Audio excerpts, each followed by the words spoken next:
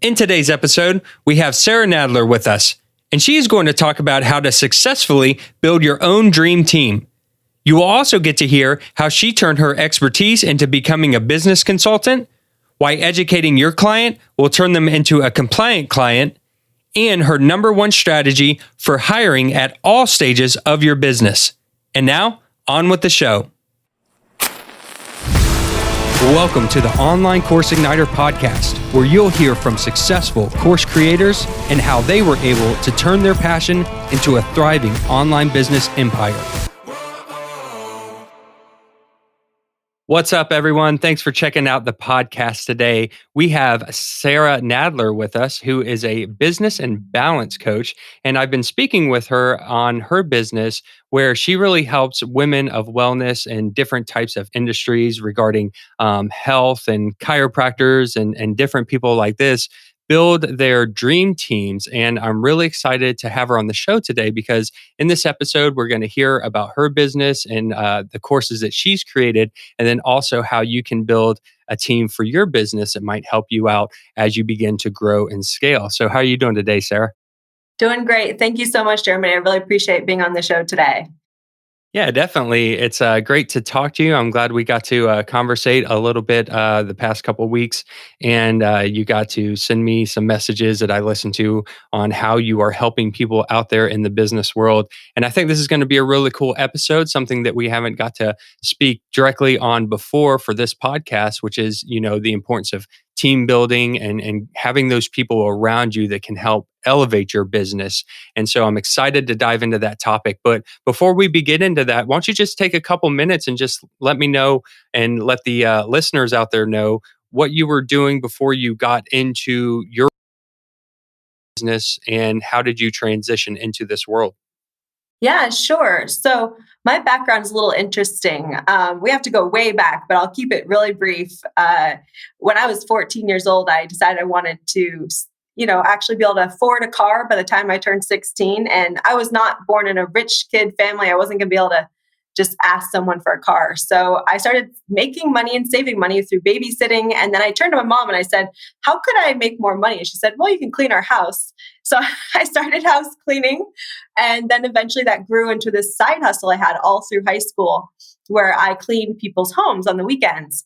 And once I got that car, I drove that car to and from work every weekend. And all of that was fine. It was just a side hustle until a little after my 18th birthday, my younger sister, was diagnosed with cancer. And over the next 6 months, I lost my sister, my parents divorced, my boyfriend cheated on me, left, and then my dog died.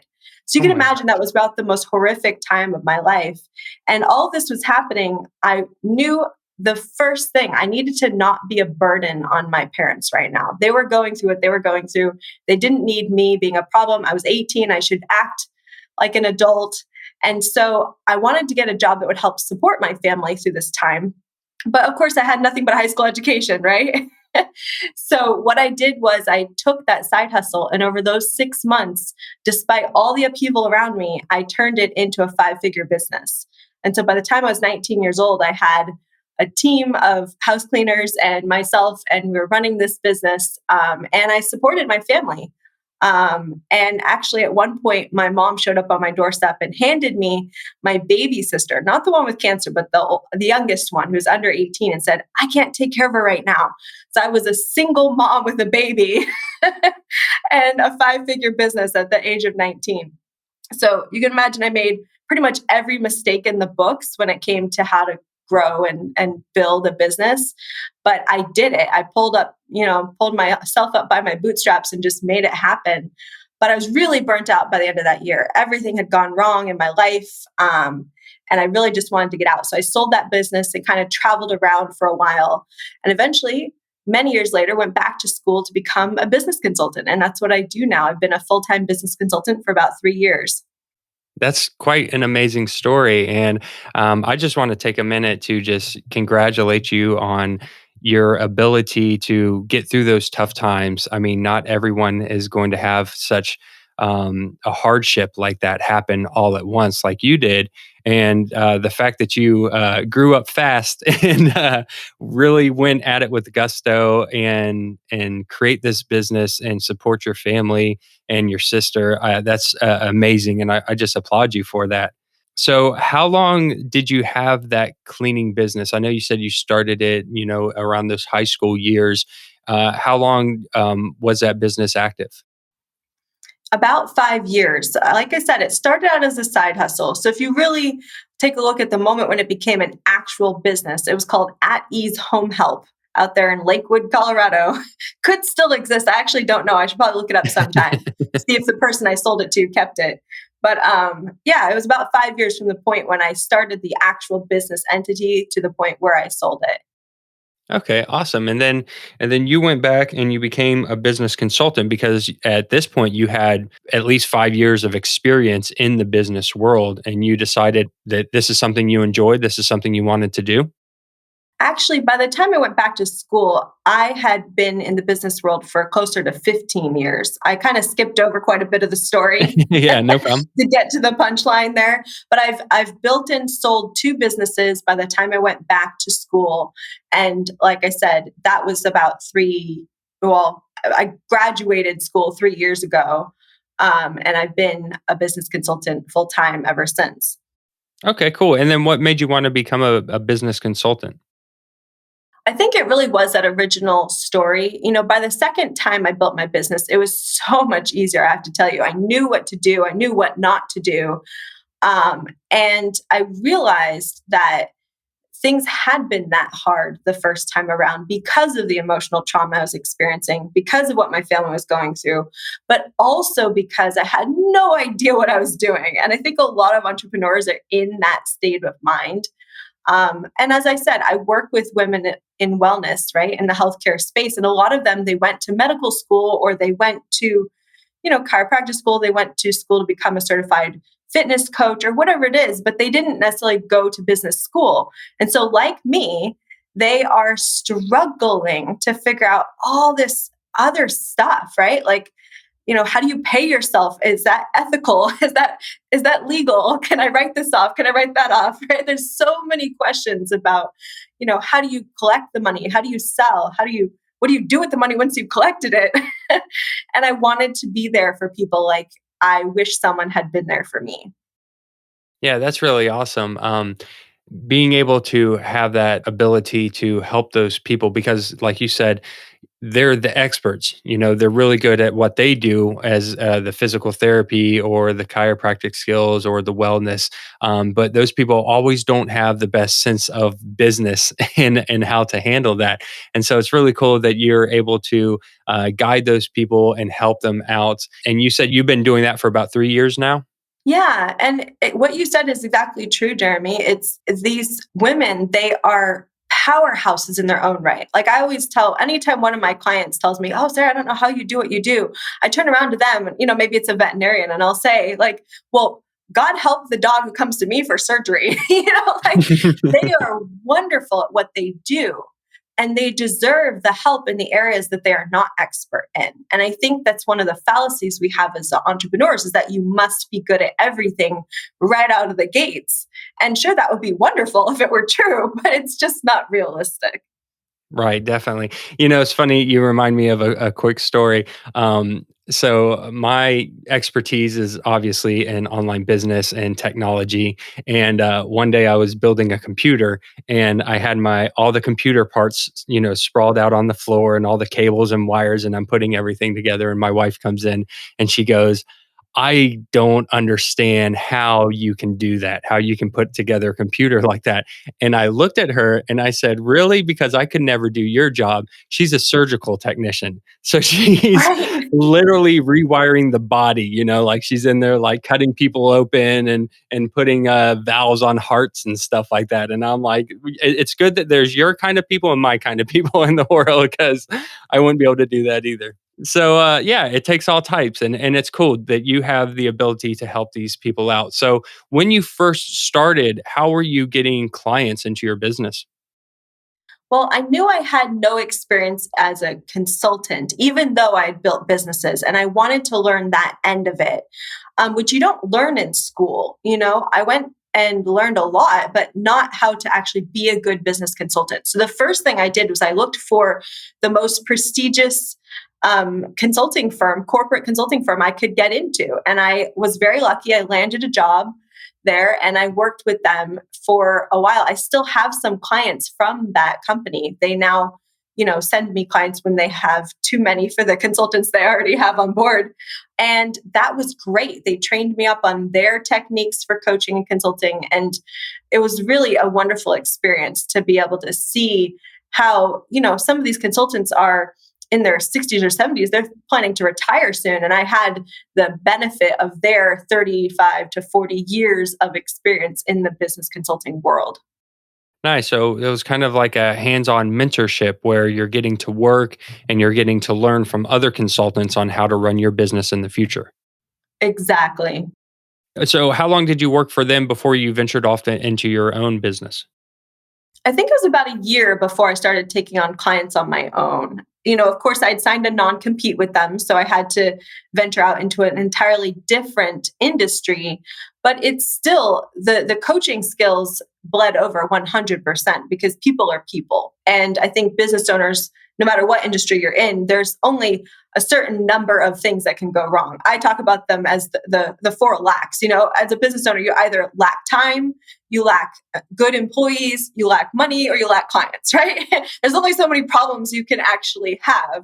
And usually it's one of those four lacks or all four of them, depending on how badly off you are, that is causing the majority of your other problems. So learning how to identify the source of the problems of the business was the biggest thing I learned in the corporate company that I worked with. And once I knew that, it didn't matter. I could go into pretty much any industry as long as I gained a little bit of familiarity into how they, their processes, et cetera.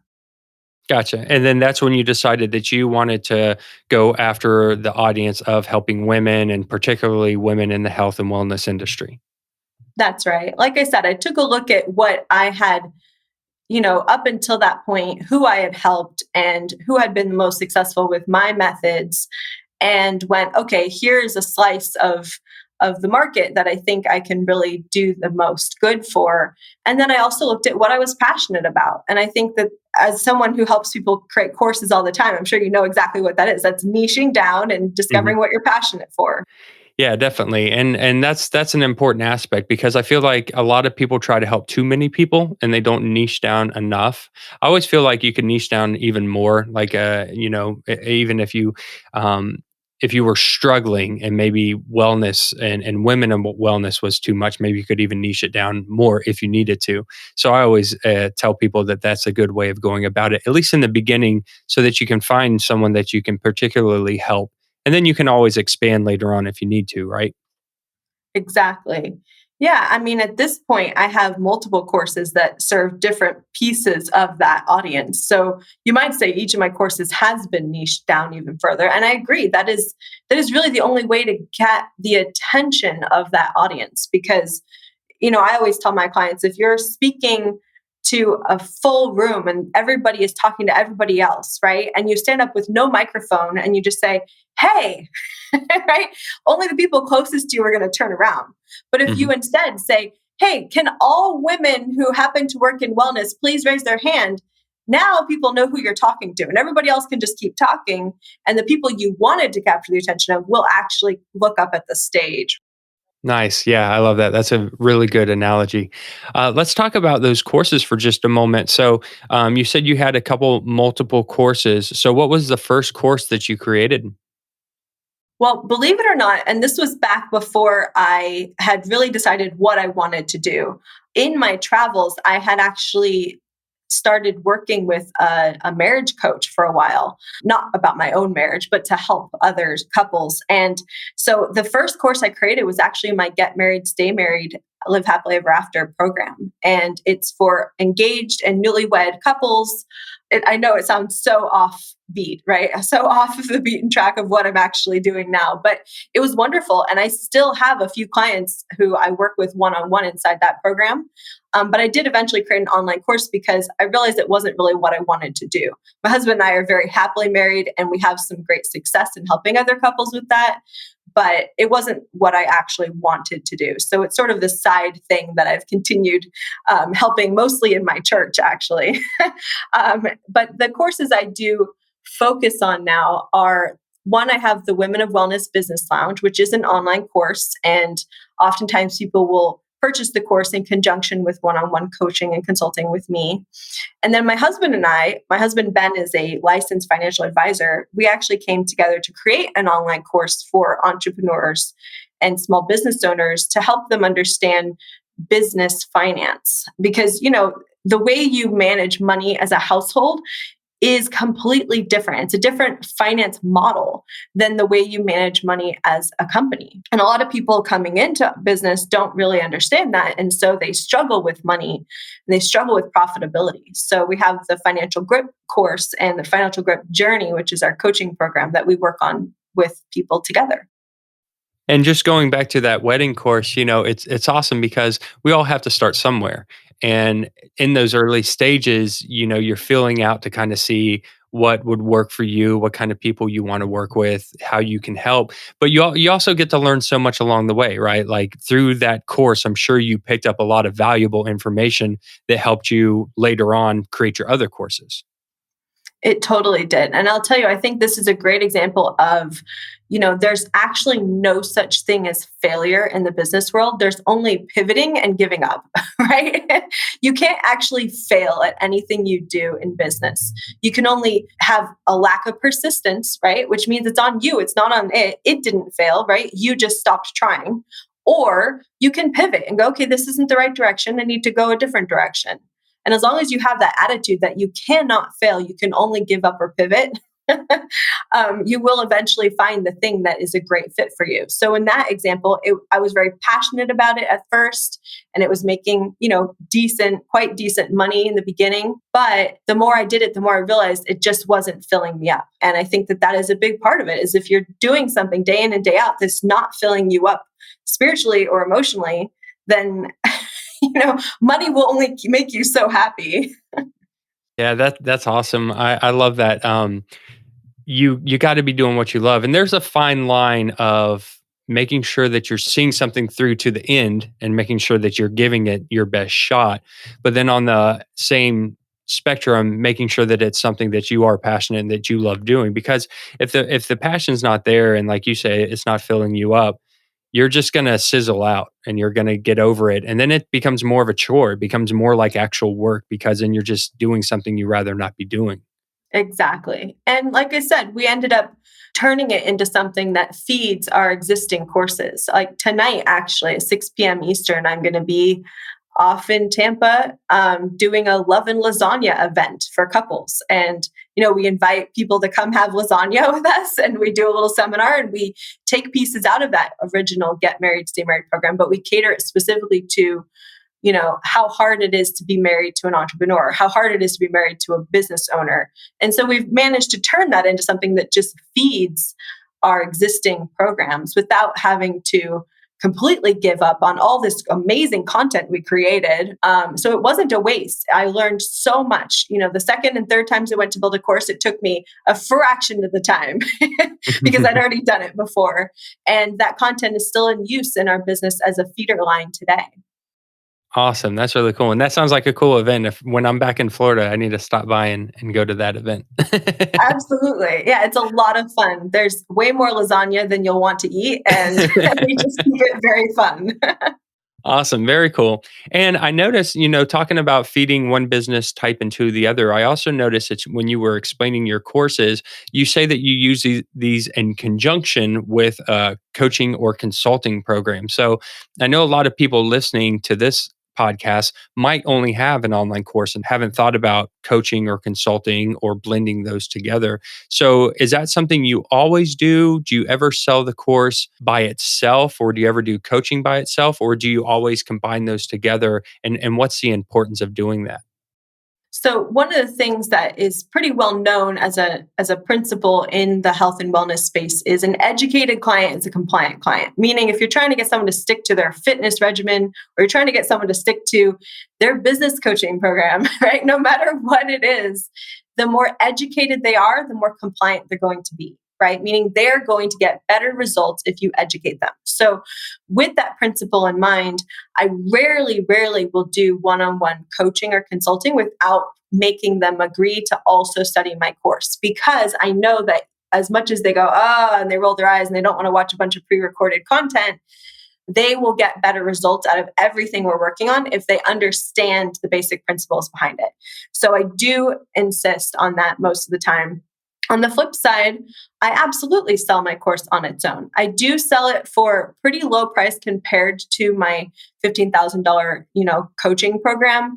I consider it a self-study program and I know that they're not going to get nearly as much out of it without my one-on-one. So, if they really want to just DIY the whole way, I honestly just let them for a couple of $100 because I know that they'll be coming back to me later going, okay, great. I understand the theory. Now, how do I put this into practice?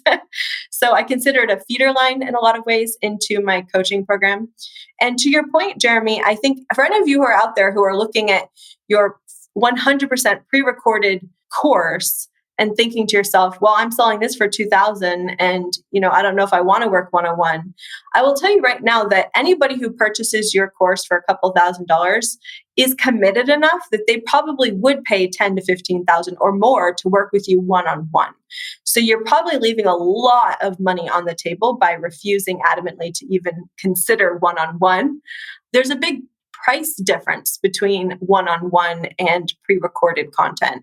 And sometimes people can afford one, but not the other. So I think it's important in your business to serve your audience with different tiers of pricing. I don't know what your opinion is on that, Jeremy, but that's what I've really been seeing to be successful. No, I think that's awesome. I think people are at different stages in their lives, and just because someone can't afford $10 or $15,000 today doesn't mean that they might not be able to in 6 months or a year. And so, having the ability to get people started with a course and let them go through that system and learn the fundamentals, and then everyone needs the accountability. Courses are a dime a dozen nowadays. You can find a lot of Right. information online, but the accountability is really what motivates and drives people. And I know from personal experience, paying high ticket cost for coaching, that you also get a much better client and a much better student because, like you said, they're much more invested. So the programs that I've gone through where I've paid over $10,000 for coaching, I was all in. I was going to make sure that I was going to see that process through. You get a better client in the end. I feel like. Do you feel the same? Yeah, I'm not going to lie. There have been times when the client I was dealing with that was really a drop in the bucket for them. And so there wasn't enough emotional commitment. But that's rare. And I think that's unique to my industry in that a lot of doctors do make quite a bit. And so $15,000 is not a whole lot, especially when it's coming out of their business, right? Because it is considered a business expense. Unlike some coaches out there who are doing fitness coaching, and the business obviously can't pay for that. And so it's got to come out of their own pocket, right? So I think it really depends. But yes, when you can make the person commit and hopefully even stretch a little, when they feel a little bit emotionally stretched, not stressed, but stretched, there's definitely a lot of research and studies that have proven that that does make for a more committed client. And I have certainly seen the effects of that in comparison to the kind of results people get when they study my course. It's difficult for someone to finish a course. I think, Jeremy, you might have more statistics on this, but I've seen that it's quite a low number of people who will finish a course that they started if it's 100% pre-recorded. Whereas I don't know when I can name the last client who didn't finish my program when we were doing it one-on-one. Right, exactly. That's a big part of the industry is terrible completion rates, because everyone's left to their own devices and they don't have that accountability. They don't have someone sitting there, pretty much making them go through the process. It's a difference of if you're trying to go to the gym on your own, and some days you feel like it and some days you don't feel like it, versus having a personal trainer come to your house, wake you up, and make you start working out. Absolutely. Yeah. I can speak to that. I recently hired a personal trainer, and man, if she wasn't there kicking my butt every day, I would not be in the gym, Jeremy. I can guarantee that.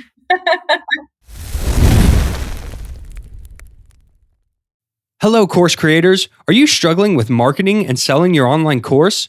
If so, then head over to our free community where successful course creators are ready to help you create, market, and sell your expertise. Go to onlinecourseigniter.com/community now to join. That's onlinecourseigniter.com/community. Let's talk about your expertise here in building a dream team. And I know that you do this for practitioners of health and wellness and these different types of businesses. But I feel like a lot of this stuff will relate to all types of entrepreneurs. And so if someone were to come to you and maybe they have been doing everything themselves, regardless if it's a chiropractic practitioner or it's an online course creator, and they were to come to you and say, look, I'm on my own, I'm stressed out, I'm anxious, and I can't get all the things done that I need to get done. I know your specialty is building that dream team.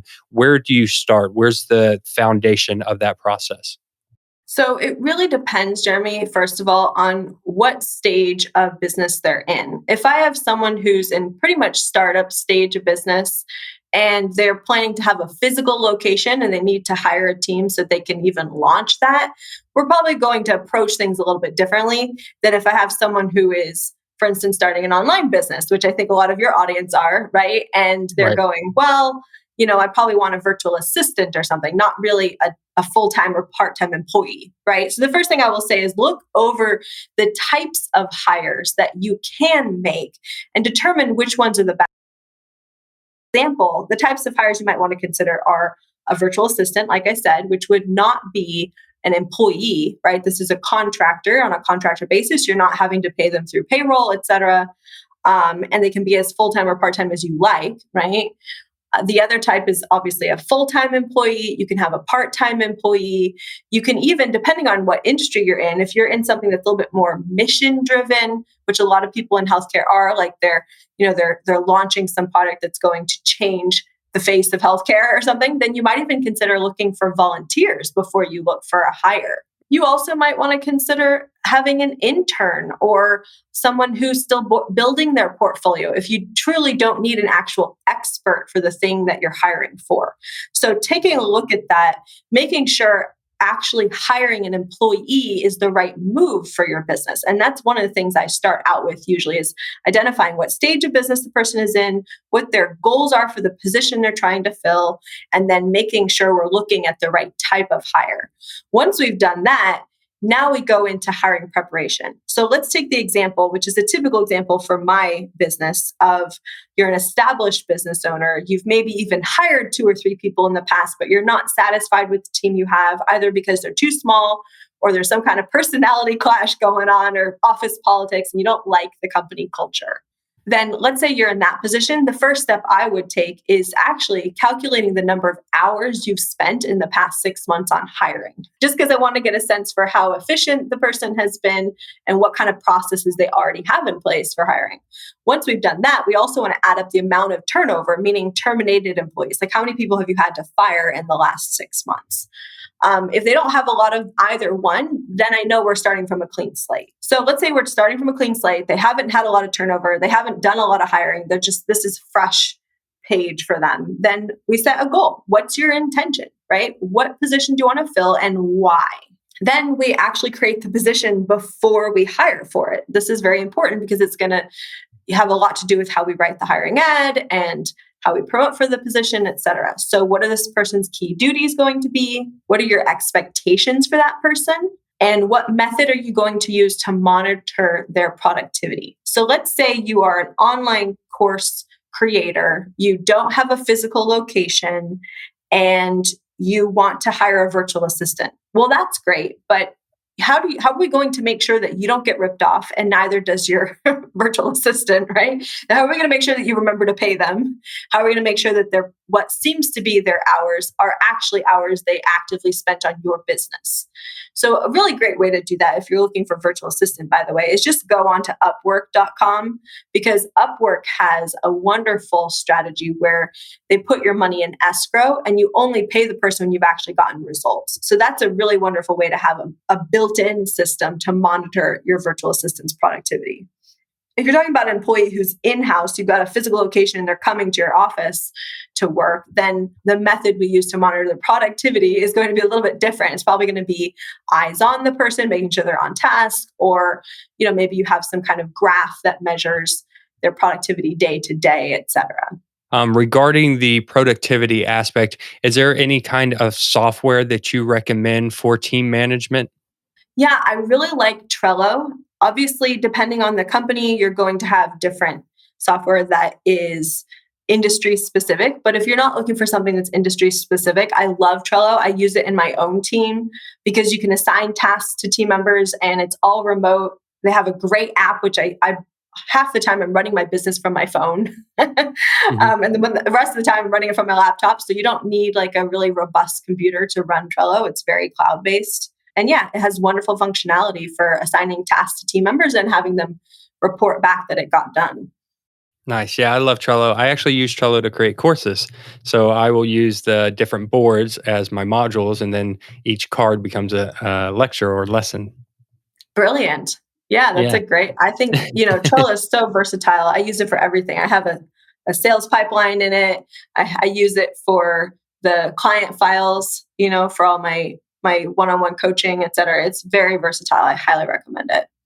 Awesome, very cool. Yeah, we'll put all these links up in the show notes, including Upwork, something I use pretty often too.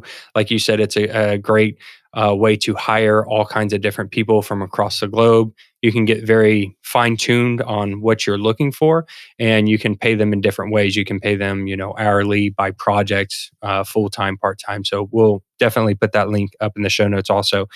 Something that I did want to ask you about, thinking about maybe the course creator who's thinking about hiring their first virtual assistants, let's say, or someone part time to help out. When you're talking to people, how do you find out which tasks or which positions you should hire first? So let's just talk about, say, online course creation.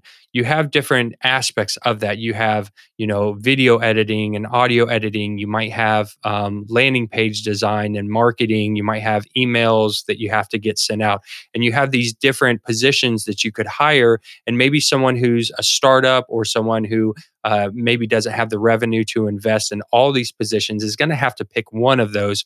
What's the best way to kind of figure out which position to go for when you're choosing that?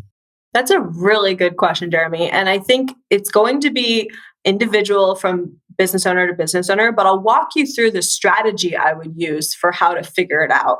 The first thing is I'd look at the profitability margin of the business just to make sure I know exactly how much you can afford to spend on this virtual assistant position. That's going to really be a big deciding factor in who we're hiring. Because if we're just hiring like a little virtual assistant who's going to push paper around for you, we're going to be able to hire that person in the Philippines for maybe under $4 an hour. But if we're Mhm. looking for someone who's going to do video editing for you, that's going to be a little more pricey. Even if it's only as much as like $20 or $30 an hour, there's a huge price difference in that. So that's the first thing to look at is the profitability margin of the business. The next thing we're to look at is the skill set of the business owner or the entrepreneur, right? So if this course creator, obviously we have to start from point Z and work backwards. So point Z is, where does this course creator actually want to land in their business? Do they want to land in a place where they're only standing in front of the camera and they have a complete team around them who is producing everything and they're just the subject expert and that's it? Like, is that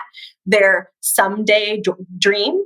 Or is there someday dream that they are themselves always going to be a solopreneur and just every once in a while have some help, right? Like some Mhm. people prefer one or the other. I personally think you're nuts if you want to be a solopreneur your whole life, but a lot of people, that's what their goal is. They don't want to manage a team. They think it's a hassle. They don't want to learn it. And if that's their goal, then my job is to make that dream a reality. So I have to help them unburden themselves while they learn the skill sets to be able to be a solopreneur. So that's the second thing I would look at in terms of strategy is writing out what your ideal goal is, your big dream outcome someday for your business, and working backwards from that. So let's take the person who I think is rational, who actually just wants to be the subject expert and the coach and wants to have a team that does the producing, the editing, the everything else. Well, then next I would look at what's going to give them the biggest bang for their buck today with the budget that they have. And what I mean by that is, what are you spending the most time on right now besides actually coaching and doing the things only you can do, like creating content? What are you spending the most time on? And of those things you're spending the most time on, which one is the cheapest? That's really at the end of the day. Which one can I hire someone for less than $30 an hour to do for you right now? And I think that's where you're going to get the biggest forward motion in terms of hiring just your number one first hire. Okay, so you're looking at the difference of something that's taking a lot of time in your business and trying to find the cheapest price for that task, whatever that task is. Sure. Now, I don't say cheapest as in you want to go find someone who lives in their mom's basement and doesn't really know what they're Right. doing and is going to like let's define cheapest. And this comes back to why Ben and I created the financial grip. Every time you spend a dollar in your household, right? You go out and you buy groceries, you go out and you buy toilet paper, and you're thinking with a consumption model of finance, right? As an individual, when we're doing personal finance, when you're planning how to spend the money in your household, you think about how to consume stuff, right? I'm going to buy that car so I can drive it. I'm going to buy that toilet paper so I can use it, right? You're not thinking with an ROI, which in case I know no one's familiar with the term, ROI stands for return on investment, right? You're not looking for a return on investment in your toilet paper or your groceries or that vacation you took. But the moment you start turning yourself into a business, even if you're the only one in your business, you have to learn the ROI model of business, the cash generation method of spending. So every dollar out must buy back more dollars, even if that's dollars out for a software. How much money does that software help you make? And it's this new way of thinking for a lot of business owners, a lot of entrepreneurs. It's brand new to them. And so when I say cheapest, I don't mean like how can we cut corners and get someone who sucks to come work for us. I mean, what is going to be the biggest return on investment for having hired this person? That's going to be the thing that you're wasting the most time on for the least amount, the least cost. That's where every dollar spent in a business has to look at. Awesome. That's a great explanation. This is great. I feel like we could go on for a long time, but unfortunately, we're coming up on our time here. And I just appreciate all this wonderful information that you've given us today. And I know that people are going to want to come find out more about you. Before we get to that, though, just thinking about how far you've come in your business, all the amazing things that you've been able to accomplish in adversity and all the issues that you had earlier on and getting to where you are now, being able to have these high ticket clients. You're helping consult them and get their businesses off the ground. And looking forward in the future, a year or 2 years or a couple years down the road, where would you like to see your personal business? My personal goal over the next couple of years is to serve 100 more women in business because I want to be creating this community where we are not just women who happen to own a business. We are opinion leaders in our own zones, right? Which is why I've been not just focusing on just chiropractors or just one type. I want there to be women in every healthcare industry who are starting to lead the charge in terms of a highly profitable business and really proving that you can have a dream team and a profitable business, that you as a businesswoman can also be a mom or also travel the world or whatever your bucket list is. So that's kind of where I'm trying to go. I want 100 women who I've proven that this can happen, can work for. And from there, who knows? Awesome. Well, hopefully, this podcast and this platform gives you a chance to reach more of those women out there who are doing amazing things in their business and in their world and can reach out to you. And hopefully, you can help them out. And where can they find you online if they're looking for more information? Yeah, absolutely. They can just stop by my website. It's sarahnicolenadler.com. Perfect. All right. Well, then we will definitely put that link in the show notes. And so everyone can go find that link if they need that, and all the other links that we mentioned today in the podcast. Sarah, this has been amazing. And you have a lot of insight and a wealth of knowledge. And I really appreciate you coming on the podcast today and sharing that with us. Thank you so much, Jeremy. I really appreciate you having me. Thank you so much for joining us today, Sarah. You can find out more about her and her business by visiting sarahnicolenadler.com, or you can get the show notes of this episode along with links and resources by visiting onlinecourseigniter.com/55. Keep working hard, and I'll see you in next week's episode. Thank you for tuning in to the Online Course Igniter podcast. Make sure you subscribe wherever you're listening so that you don't miss an episode. If you would like to learn more marketing strategies and how to sell your online course, then also check out our free community where we share tips, tricks, and tutorials at onlinecourseigniter.com/community.